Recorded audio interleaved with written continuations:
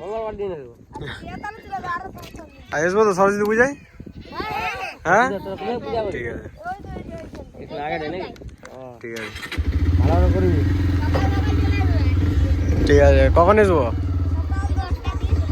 ঠিক আর আছে পুষ্পা নিয়ে দেবো নাকি? হ্যাঁ হ্যাঁ চল চল।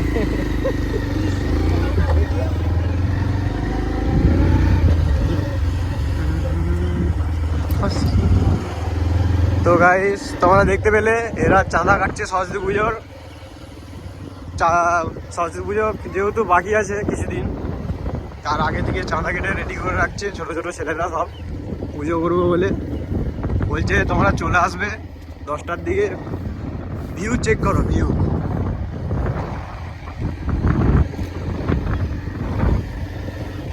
ভিউটা দেখো ভাই,